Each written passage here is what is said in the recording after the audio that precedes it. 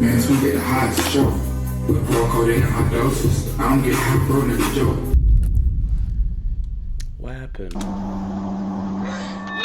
This woman was just informed that her daughter, Tiara Harris, was shot in a gang-related incident and is in critical condition. They just were shooting, and the blood just started dripping from her head. Like, stay out of gangs, man. Like, I can't even talk right now, bro.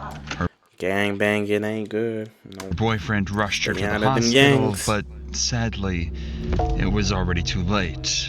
Oh. And the worst part, Tiara had nothing to do with the shootout. She was an innocent bystander. A simple mix-up left an innocent, pregnant mother of 2 dead. Her gang children one, now gang motherless, 2.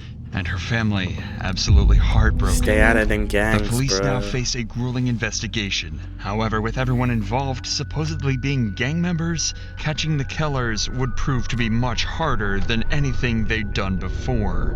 Sheesh.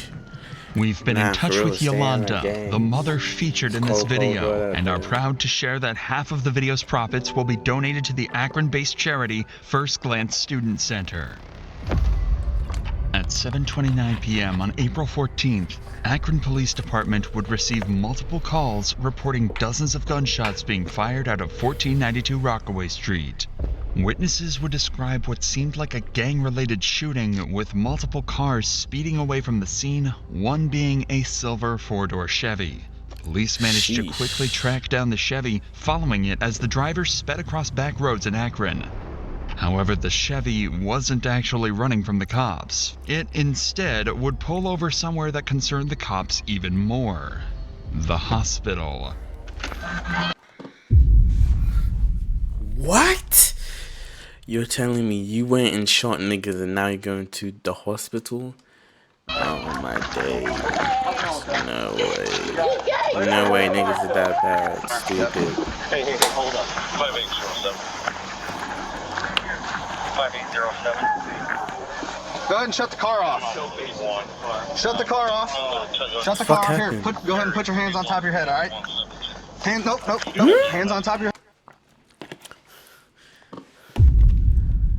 He definitely involved. That nigga got in a ski mask. He wang in. Niggas try to reach for something like, damn. Imagine what's going through his mind right now. Fuck. I fucked up. Niggas fucked up. Shut the car off. Here, go ahead and put your hands on top of your head, alright? Niggas like, hands on top of your head. Step up. Step up. Nigga shouldn't have done anything, bro. Stay out of them streets, man. Alright, man. Here, step back here to the back of the car. Niggas regretting what he did. Put your hands behind your back. With the incident being reported as a gang-related shootout, police would assume the man driving the Chevy to be a gang member, meaning he would be very unlikely to talk to them.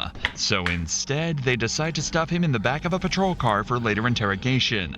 As this was going on, dozens of additional 911 calls would ring in, witnesses would arrive at the Akron Police Department to give their testimonies, and more cars would arrive at the hospital. Most importantly, though, 4 miles away, a young woman would be placed in an ambulance under critical condition with a bullet wound to her head. What? Turns out all of this would be connected to a large group of reckless shooters. To the It's at this point that we need to step in. This is one of the most complex and mysterious cases we've ever covered. So we need to break down some details first in order for you to fully understand the case itself and how well the police handled every single step of solving it. At 7:22 p.m., a car arrived at 1492 Rockaway. Bro, why is that Fabio song so catchy? Like, can't lie to you. Like, I'm a Kai fan. Like, I will ride for Kai, but like, I started dancing to the Street, song. carrying a number of people who started hanging out with some friends on the side of the road. This group included Javier Small, Lanier Worthy, and Jonte Smith. Everything seemed fine until 7:29 p.m. A black vehicle reversed into the street carrying Tiara Harris and her boyfriend George. Her boyfriend recognized some of the people on the sidewalk and wanted to back up and say hi to them. At that very moment, on the other end of the street, 3 men emerged from an unrelated vehicle and started firing bullets. What the fuck? Bro, this cannot be real life. These men were Zaire Saunders, 17-year-old Antonio Whitaker, and Darion Rackley, all affiliated with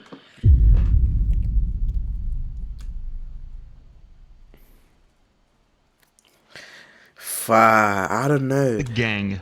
Like, I really like Black Boy Max right now, can't lie to you. BBM, I don't know why. a notoriously violent gang active in Akron at the time. There was What about also you? the driver What are of you the saying? car, Jeremiah Williams.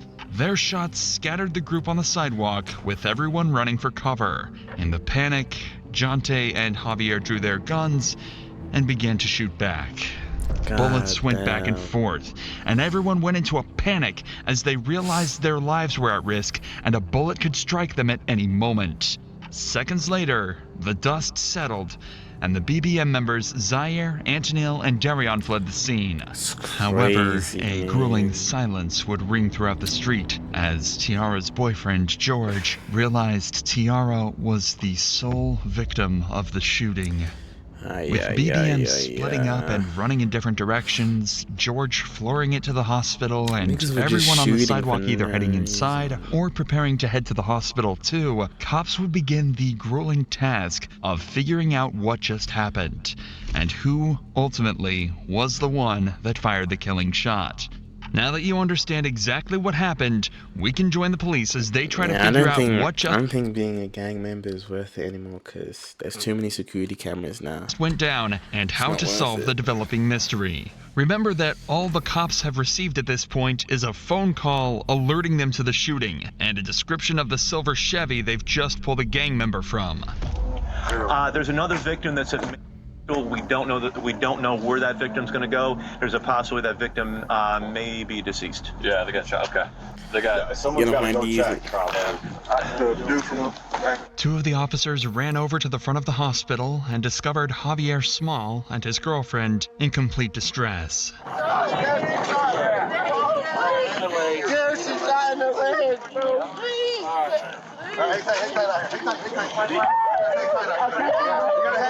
He can't go with you in that room. No good, no good, no good. Why can't he go in the room? As it turns out, another girl was also hit in the shooting. That being this man's girlfriend. Luckily, she was only shot in the leg, but he was still extremely distraught and horrified about the whole incident. Bro, I'm on house arrest. I gotta go. House arrest? What? I gotta go to the house with my girl, bro. We'll get you. What? I just got her car. I don't know, bro. This crazy. My girl just got shot, bro. That's crazy. Despite how distraught this guy is, he was a passenger in the Chevy, which they just found multiple firearms inside of. So police promptly arrested the him. one the guy was in. We'll take him over Oh here. my days. Across No town, however, way. there's someone in a much worse position. Tiara Harris, the passenger in the black car. That's crazy, bro.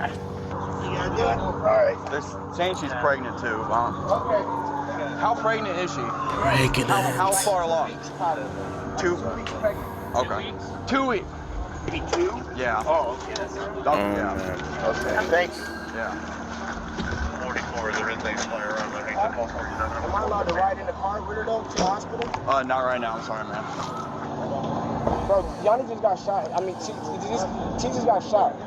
Bro, just in the car, just driving down the street, in Kenworth, driving This over there. crazy. They just was shooting. None of the glass broke, but she wasn't like moving or talking. So I just brought her, and the blood just started dripping from her head, like, bro, when you see in the hospital, the ambulance, like, I can't even talk right now, bro. Tiara was immediately rushed to the local hospital, and her boyfriend George was brought in for questioning.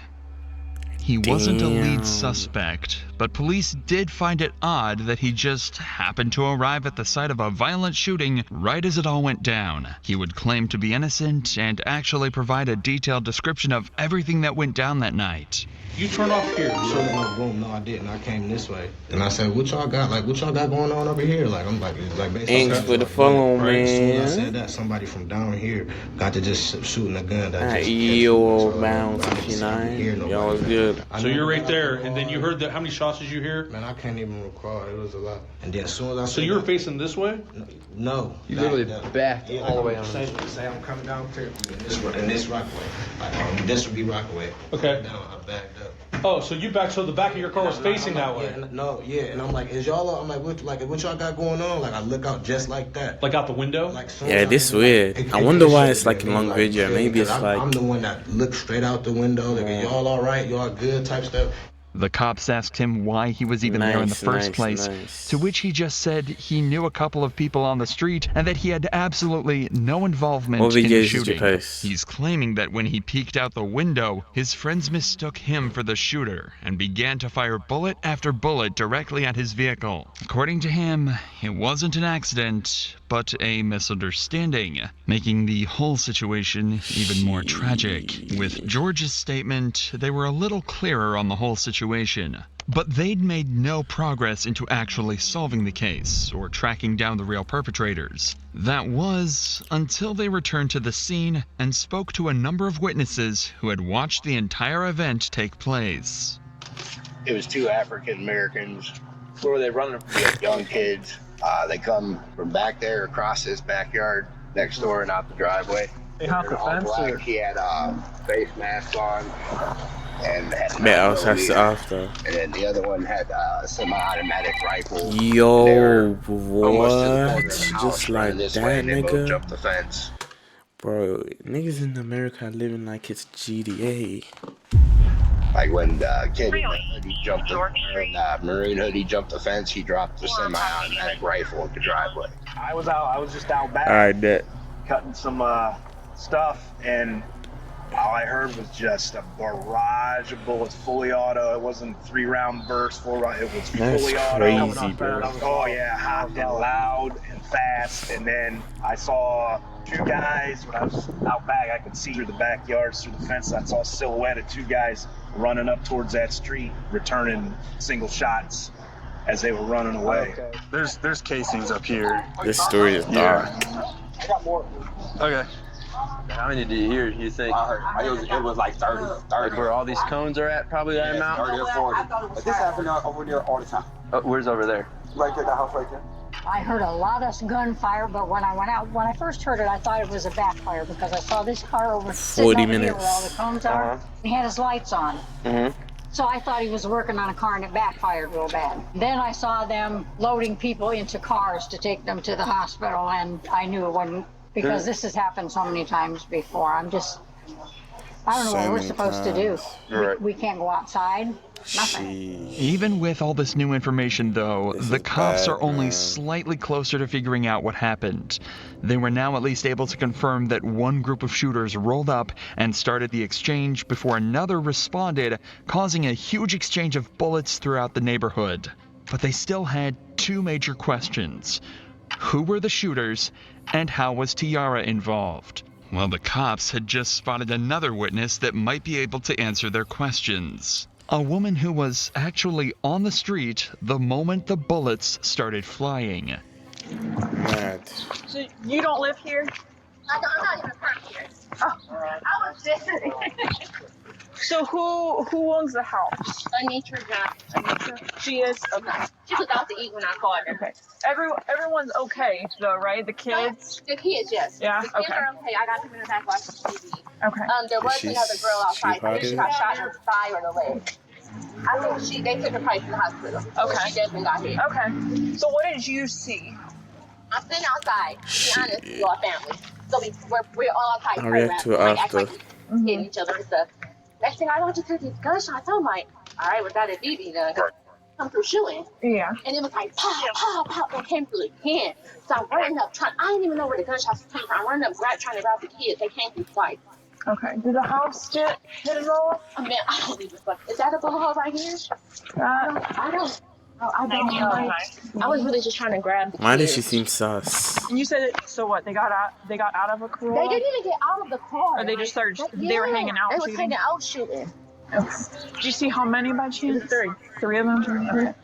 Now it's starting to sound a lot more like a drive-by shooting, notoriously one of the hardest types of crimes to solve, especially if the vehicle was stolen. The cops are starting to lose confidence that they'll ever find Tiara's killer, but then they decide to ask one simple question. Ma'am, do those cameras work? I believe so. Okay. She's on her way home. Oh, she is? Okay, perfect. There were CCTV cameras on the property, and as soon as the homeowner got back, they'd have access to the footage. So in just a few hours, the cops were able to put together just enough footage to understand exactly what happened. Remember, we already know all of this, but for the police, this was huge. Now they had a detailed timeline of the entire incident, including at what time it went down, how many people were involved, and which vehicles the suspects used. This would be very useful in the coming interrogations in terms of verifying their suspects' claims and pressuring them to confess. Police finally had a solid piece of evidence, and right as their case had started to build some substance, their biggest lead yet would step out right in front of them. I have video of them carrying the girl that got shot. I can put it on an SD card. Then our and that's not the same one that was at She'll send her a link and then she can just upload it from there. Right after they took off. Not only had they seen the entire thing go down, but as soon as they heard gunshots, they started recording. They managed to get this clear footage of a man getting into the same vehicle spotted at the shooting just minutes earlier. Crazy. Now all they needed to do was track down the car using the visible license plate, and they'd have their first lead suspect. But with that said, these kids were no strangers to running from the police, and the officers would begin the hunt to find these evil teens. While all of this was going on, police had another, perhaps more nerve-wracking situation to handle. Tiara had passed away, and her family had no idea. There's currently not like too many people in the hospital. Let's step over here and see where all these cruises are. My car, okay? Where's your car at? I'm right here because I didn't know. Or this one? Right here. Sorry, which one? Okay. What's your daughter's name? You're here for your daughter? Tiara Harris. Tiara Harris. Say, have you stand right here next to this sign. We'll have someone go over and talk to you, okay? Take a deep breath. Is she okay? I don't know the names of who they are currently, miss. Just listen to the cop's tone here. He knows just how bad things are looking for Tiara, and he absolutely doesn't want to break that news to her mother yet, especially when he sees just how emotional she's starting to get. Tiara's autopsy showed a single bullet struck her in the head and remains there. While tragic, this information would allow police to identify the exact bullet type and then gun used to shoot Tiara. If they could find the owner of this gun, they would be able to match it to the bullet, and justice could be served for Tiara and her family. Hey, come here! They got a bunch of people showing up. My Thanks son for and the nephew. follow, man. Nope. Yeah. Okay, well, listen, they can't go in. It's going to be you. Y'all go in the car. Go in the car. They telling us to wait out. Shout out Chase Ramon. Go in my car. The entire family is in distress, with her mom shaking and doing everything she can to stay strong in front of her kids. It's truly a nightmare situation, and it only got worse from there. At around 8:30 p.m., they were informed that Tiara didn't make it. A bullet to the back of the head had ended her life, sending her family into complete grief and agony. Now police knew that they absolutely had to catch the people that did this to Tiara, or risk letting down her and her entire family. At this point, police had 6 different suspects on the run, all tied to the shooting, and they would eventually manage to track down and get interrogations with all of them. Their start came in the form of a Facebook post by someone named Jeremiah Williams, described as a member of the BBM gang. Apparently, the post consisted of him bragging about being at the shooting and escaping without getting caught. By using... Niggas self-snitched. Really, nigga? In his Facebook profile, Come on, they'd find man. his address and pick him up for interrogation. Nigga Jeremiah, self-snitched. also being a supposed gang member, he too would prove to be extremely difficult to break. However, by using expert methods, police would actually get him to break completely, to the point where Damn. he actually started to cry. Wow. Yeah, that's true. How's it going, Jeremiah? Nigga cried. Nigga was a gang member and now he's crying. You ain't gang, boy. Alright, and so the reason why we have you sitting here talking to us is we need you to think back to April, this incident that happened on Rockaway. You remember this? This young lady got shot. You remember hearing about that? Mm-hmm. Okay, so during our investigation, your name's been coming up. Do you know about where you were that day, if you can? Or I was definitely at home. Apparently, Jeremiah also has an alibi, and even gives multiple names over that'll attest he wasn't on Rockaway that night. You're at home. Yeah. Where was that at Amherst? Amherst. This was right before Amherst. my mom moved to Louisiana. My best friend, Rob, talked to her sister, the girl that died, her sister, Diane or however you say her name. My best friend, Rob, was like in the kind of little... Like dating? Yeah, with her sister. Okay. And it was crazy. We got on Damn. Facebook and it was all over Facebook. Her sister had got killed and stuff. And my mom was like, ain't that the girl that came over here the other day? And we like, no, that was her little sister. Has her little sister reached out to you guys or anything? We haven't talked to her I don't talk to her at all for real, but. So you were at your house on Amherst? Yeah. Was there anyone with you that day? My mom. What's your mom's name? My mom's name is April. However, the detectives know this to be untrue. They know he was at the scene from the Facebook post he made. They know he did it, so they want to get a... You self-snitching, confession, or even better, some information that might help put more people in handcuffs. How you The gonna thing kill is, someone and put it on they're Facebook? initially going to find that a lot harder than they'd hope. I have to ask, do you recognize this car?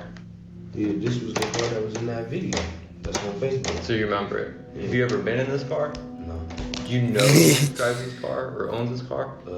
I don't know him by like name, but I know who he is. His name like Pa or something. Pa. Oh my day. You know? Can you describe? Guy's officially a dumbass.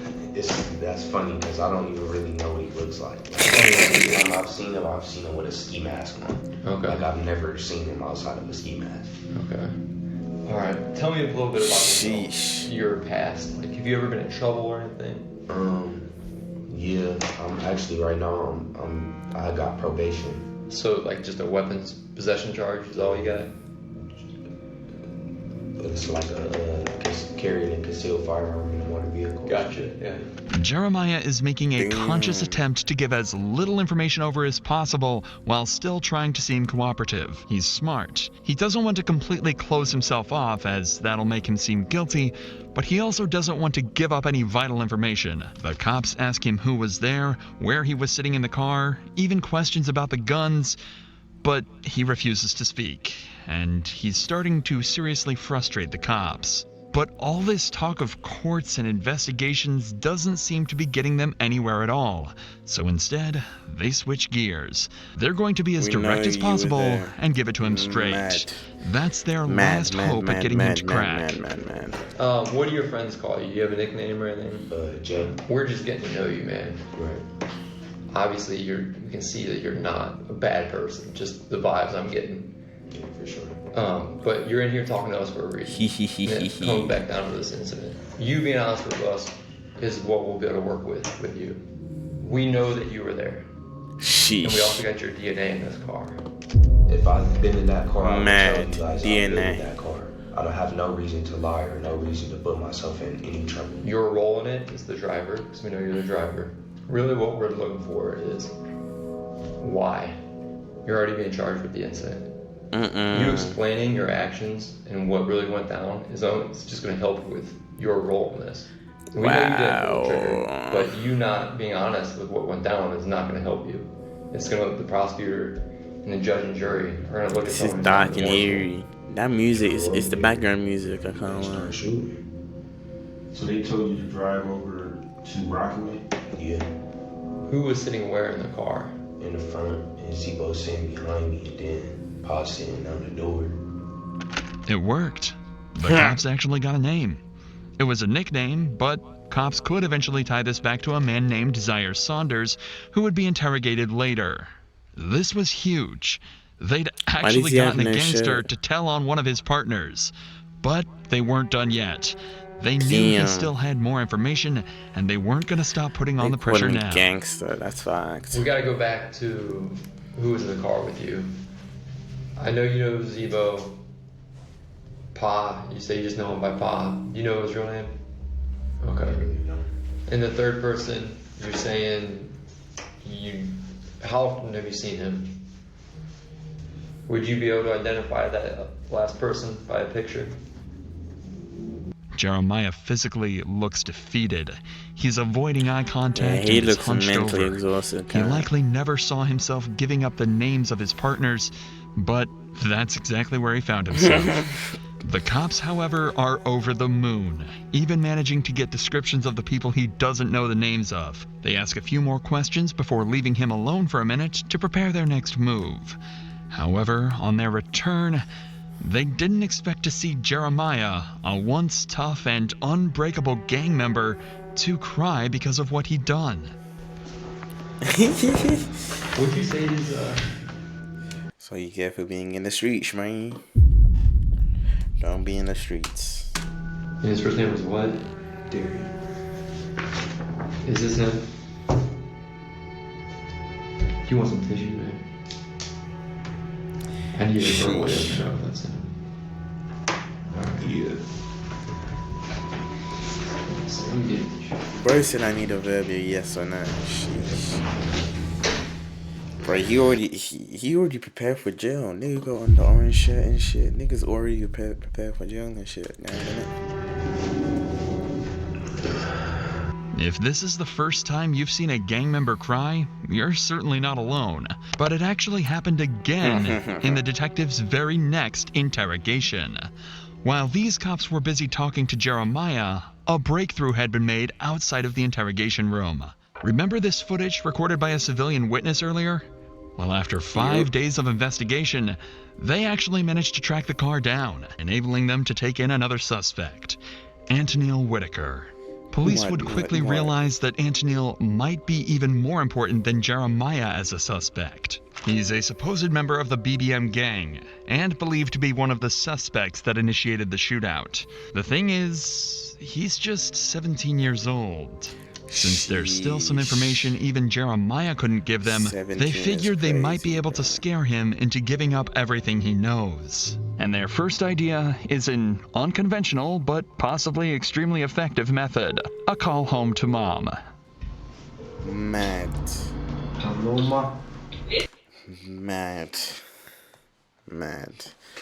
Cause I don't know.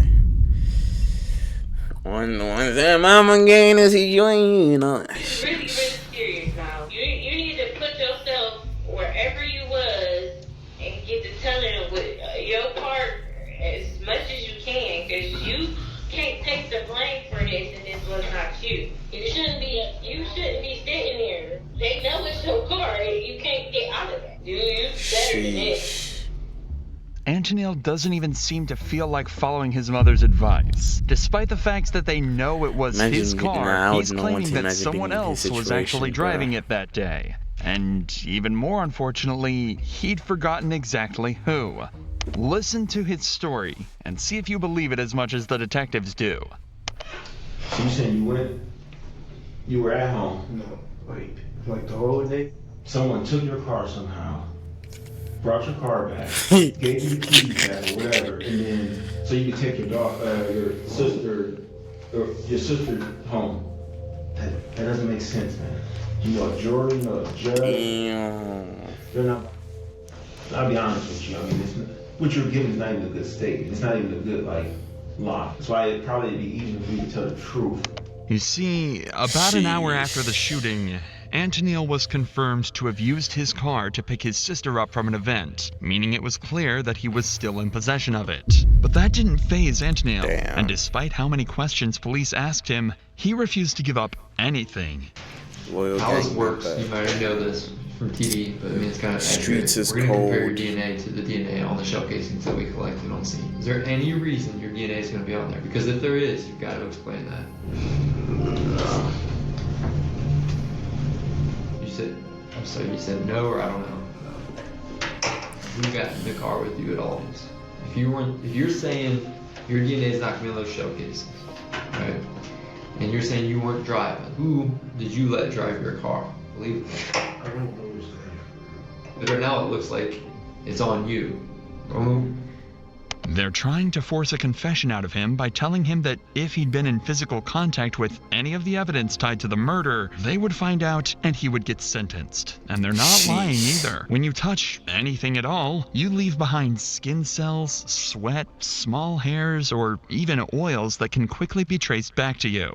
Meaning, if Antonil had touched the car, the bullets when loading his gun, or anything else related to the murder, police would find out. However, as of now, detectives haven't had the time to run these tests to confirm if his DNA was present, meaning they couldn't pressure him to a confession, and they'd have to wait until later. So in the meantime, they moved their attention to the next suspect. Remember the man Jeremiah gave up to the cops back in his interrogation? That was Zaire Saunders. Once they had his name, they tracked him down and arrested him. And he would prove to be even more helpful than Antonil and Jeremiah combined. You know or hear about that? Don't be them streets. No. We don't think that she was the one meant to be hurt. And I mean, based on what we're seeing. But unfortunately, she did get obviously hurt. Her family's hurt. You know, when we did that search warrant, we got your phone. Yes. Okay. And we downloaded your phone. And your location is putting you on Rockaway that day. Nope. What happened that day, man? I shot a pistol. You shot a pistol? Yes. Mad. This seems like a breakthrough. He's just admitted to being a part of the shooting, and it seems that all the detectives' work has just paid off. But they're not quite there yet. Of the 3 shooters, 2 did indeed use pistols, but one of them was actually yielding the extremely dangerous automatic rifle that can be seen clear as day in this footage here. Instead of jumping this fence after the shooting, the man with the rifle fled directly down Rockaway Street, and that's the direction Zaire's phone shows him running. The good news is, that clears Zaire of being the man that killed Tiara. After all, she was killed with a very specific pistol round. But that does put him directly in the spotlight of being the man with the most dangerous weapon, and one that is directly lying to the cops right now. And they're not about to let him get away with that. Yeah, video of the incident. You're on camera shooting a rifle. Is it a Wow. pistol that holds, 2 rifle rounds? Like, I mean, it ain't just. It is big. Does it have a stock on it? Like something kind of modified type thing? No, it didn't have a stock on it. So describe it then. I'm getting all of this rifle. That single piece of information resulted in Zaire actually getting the highest sentence out of anybody involved in the case. Just the use of such a dangerous firearm actually increased his prison time by somewhere between 10 and 15 years. But he still doesn't know that yet. He's still under the guise that if he helps the detectives out, he might get a better deal. So not only did he tell them where to find the rifle he used, he also gave up one of the most vital pieces of information the cops had received in the entire case. You said the group BBM? I just know they call it BBM. For real? BBM? Yeah. Zaire just told the cops the name of the gang that was involved. A huge piece of information that will help them track down every last individual that was part of this attack. Now the detectives have just one more final question that'll hopefully put together the final pieces of the puzzle they're looking for. You've been extremely helpful throughout this whole interview, and you're helping yourself out too. We gotta ask, whose idea was it? I know for sure it wasn't mine. They just around, so we'll just say, yo, it's my dudes. But you got different dudes, and you got different, like, that's how they is. Well, they ain't say it right then and there. They said it on Facebook, like. But they was like, I knew they was talking about me. They just didn't say it directly to me, but I knew they was talking about me. he just gave up the group chat where all of these shootings supposedly were planned. With this, police simply had to cross-reference the names in the group chat with the supposed shooters on the CCTV, and the names that had been mentioned in previous interrogations, giving them enough evidence to sentence all 6 of the shooters. But unfortunately, this wasn't the resolution they'd hoped for. After examining all the weapons confiscated, it would turn out that none of them were a match to the bullet found in Tiara's head, meaning they still couldn't tie any specific person to the actual murder. However, there is one puzzle piece we haven't told you about yet, the one that would solve this entire case. Watching the CCTV footage, it's clear that there is one man that directly shot at Tiara's vehicle.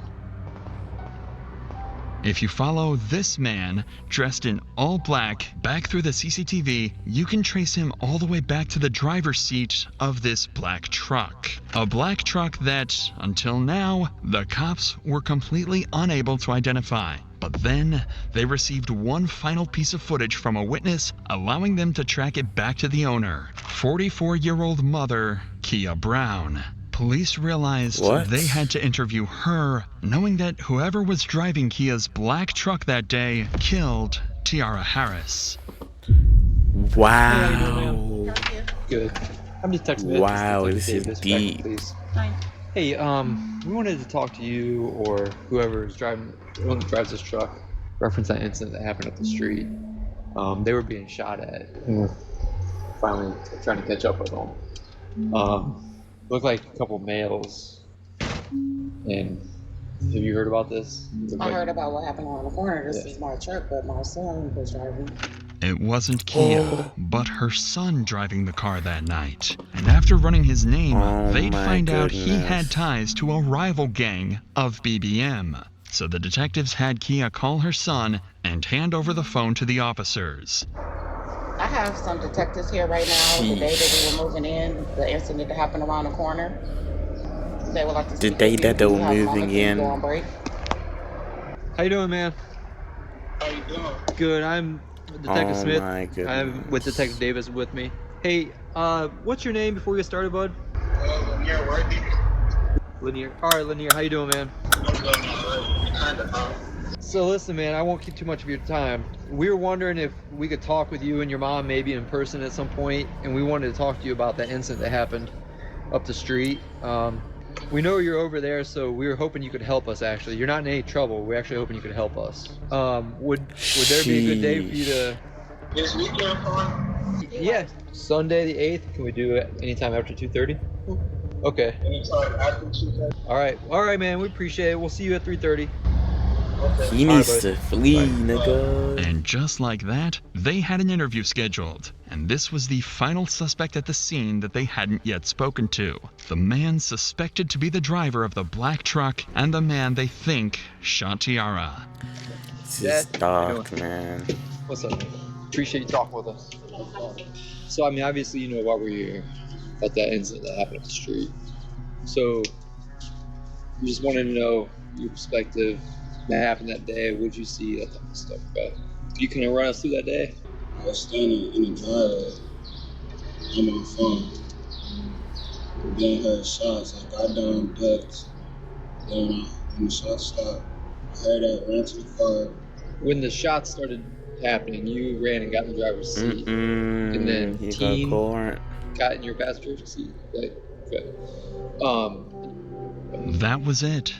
Lanier had just told them he was driving the black truck that day, confirming he was the man in all black that drove the truck and hopped in the Chevy. He was the man that fired the bullets.